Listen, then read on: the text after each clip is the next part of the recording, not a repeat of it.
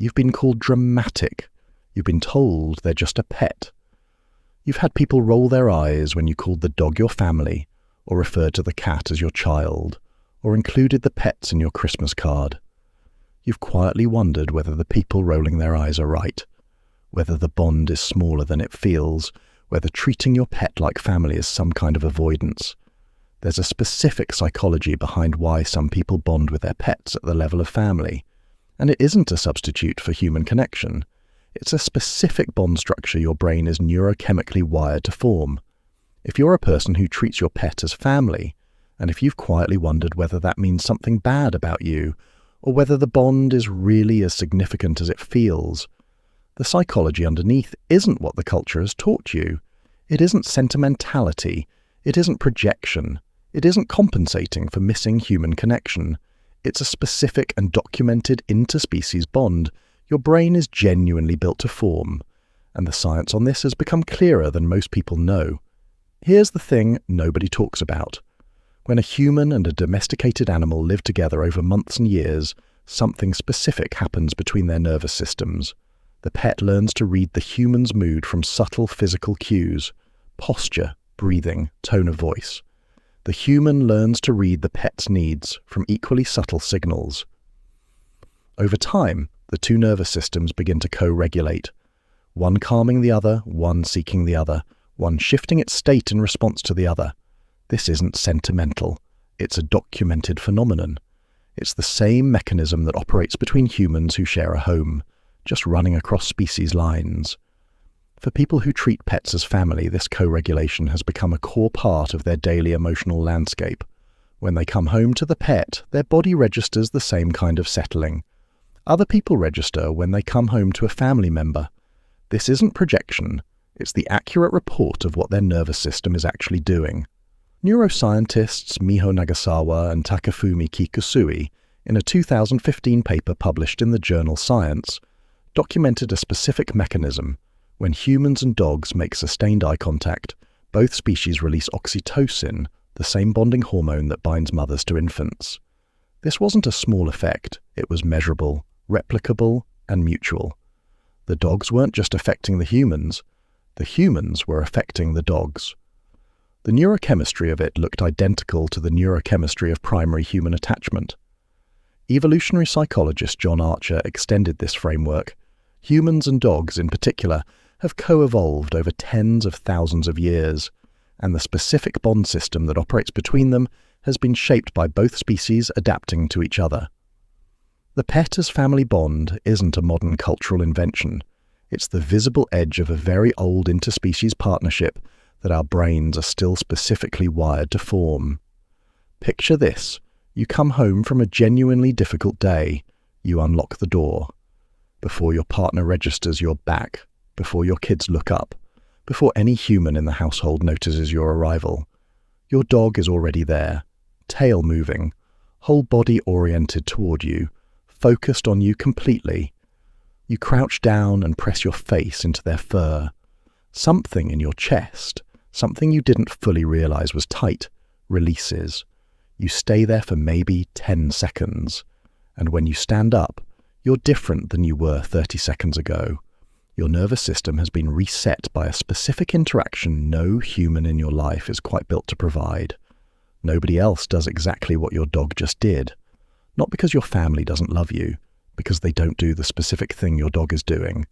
Uncomplicated, physical, immediate nonverbal presence, oriented entirely toward you with no other agenda. Your dog isn't a substitute for a person. Your dog is doing a specific job no person in your life is built to do at the same reliability. It's a different kind of bond, meeting different needs, and both can be real at once. But here's where it gets interesting. The pet as family bond provides a specific psychological package human relationships often can't: unconditional presence. The pet is glad to see you regardless of what kind of person you were today. Nonverbal attunement. The pet reads your state without needing you to explain it. Safe physical affection. You can hold the pet without any social complication. Bonded loyalty that doesn't require constant renegotiation. These are real psychological goods that humans genuinely need, and human relationships often can't reliably provide them in the same combination. But there's more going on than needs being met. The pet also provides a specific kind of stable ground during difficult periods of life, when work is chaotic, when relationships shift.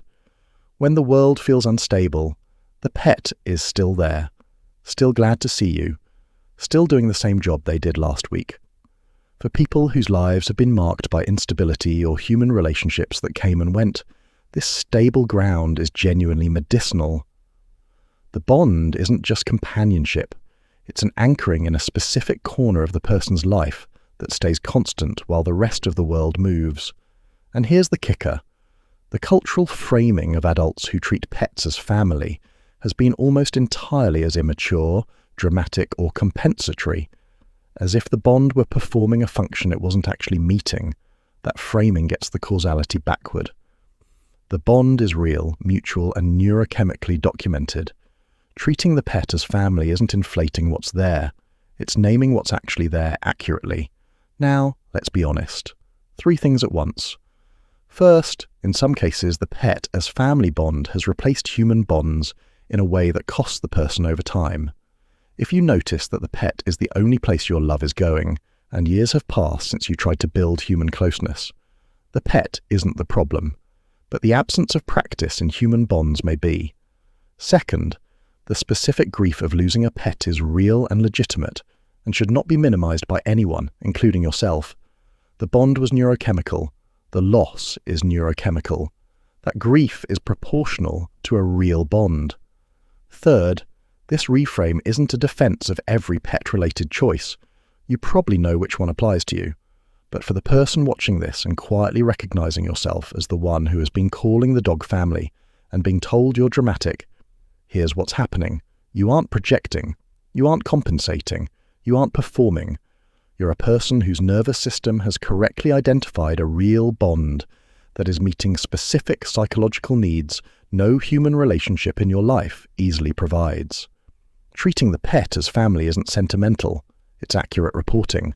The work isn't to shrink the bond to fit the culture's framing. The work is to notice that the bond has been doing something real for you, providing a specific kind of presence, attunement, and stability, and to receive the pet as the family member they already are. There's something quietly true about a person coming home to a dog that has been waiting all day and pressing their face into the animal's fur and feeling something specific settle in their chest.